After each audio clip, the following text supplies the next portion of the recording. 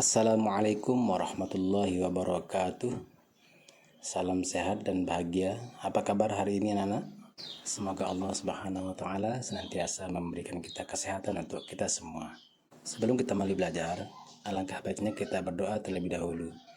Bismillahirrahmanirrahim. Rabbi zidni ilma warzuqni fahma waj'alni minas shalihin. Ya Allah, tambahkanlah kepadaku ilmu dan berilah aku karunia untuk dapat memahaminya. Amin ya rabbal alamin. Baiklah anak-anak, pada kesempatan kali ini kita akan belajar tentang iman kepada kitab-kitab Allah Subhanahu wa taala, menjadi generasi pecinta Al-Qur'an yang toleran. Iman kepada kitab-kitab Allah Subhanahu wa taala adalah membenarkan bahwa Allah Subhanahu wa taala mempunyai kitab-kitab yang diturunkan kepada para rasulnya. Setiap muslim wajib beriman kepada kitab-kitab yang diturunkan oleh Allah Subhanahu wa taala. Ini nama kitab-kitab Allah Subhanahu wa taala. Ada Taurat, Zabur, Injil, dan Al-Qur'an. Nah, yang pertama, kitab Taurat. Kitab Taurat diturunkan oleh Allah Subhanahu wa taala kepada Nabi Musa alaihissalam. Kitab Taurat diturunkan sebagai pedoman bagi Bani Israel yang kemudian disebut sebagai bangsa Yahudi.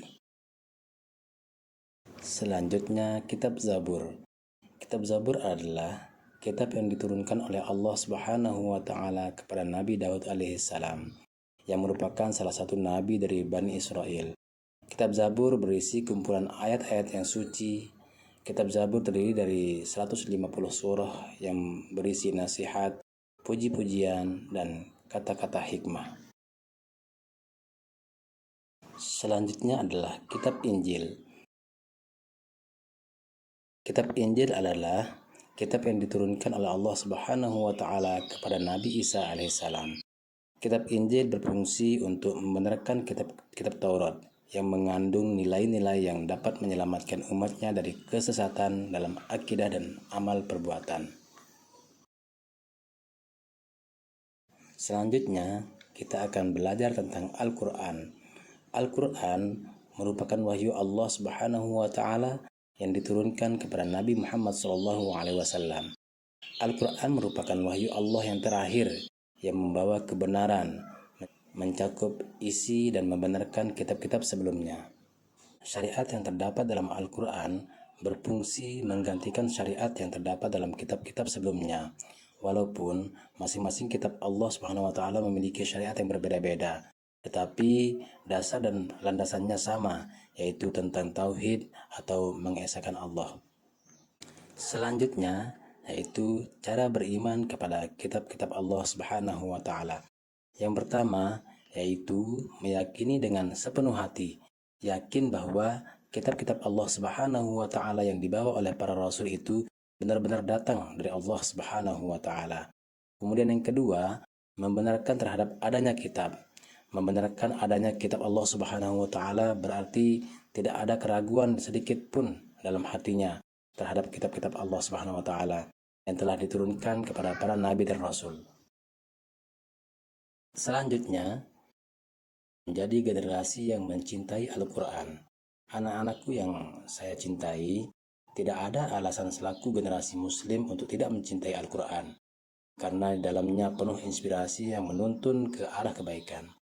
Cara menampilkan sikap mencintai Al-Qur'an sebagai kitab Allah Subhanahu wa taala adalah dengan membaca Al-Qur'an secara rutin, memahaminya, dan mengamalkan isinya dalam kehidupan kita sehari-hari. Ciri-ciri generasi cinta Al-Qur'an yang pertama, memiliki kemauan yang kuat untuk senantiasa membaca dan mengetahui isi kandungan Al-Qur'an.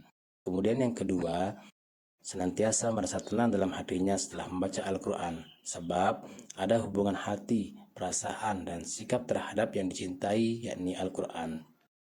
Kemudian yang ketiga, dapat menjadikan Al-Qur'an sebagai sahabat hati yang setiap waktu akan menjaga dan mengingatkan untuk senantiasa menjaga diri dalam kebaikan. Kemudian yang keempat, menjadikan nilai-nilai Al-Quran sebagai pendorong dan inspirasi dalam meningkatkan kualitas keilmuan dan menjadi pelopor terdepan dalam kebaikan. Yang terakhir, rela berkorban untuk kemuliaan Al-Quran dan menjadikan penuntun dalam kehidupan sehari-hari, sehingga menjadi pribadi yang santun dan menghargai sesama. Kemudian, apa sih hikmah beriman kepada kitab Allah Subhanahu wa Ta'ala? Yang pertama, mengetahui perhatian dan kasih sayang Allah Subhanahu wa Ta'ala terhadap para hamba-hambanya dengan menurunkan kitab kepada umat manusia sebagai petunjuk. Kemudian yang kedua, mengetahui isyarat dan pedoman hidup yang diperintahkan oleh Allah Subhanahu wa Ta'ala. Yang ketiga, hidup menjadi lebih terarah dan tidak tersesat dalam menjalaninya. Nah, itulah tadi pemaparan materi tentang meyakini kitab-kitab Allah Subhanahu wa Ta'ala, menjadi generasi pencinta Al-Quran yang toleran. Terima kasih sudah menonton. Sampai ketemu lagi di materi berikutnya. Sekian, Assalamualaikum warahmatullahi wabarakatuh.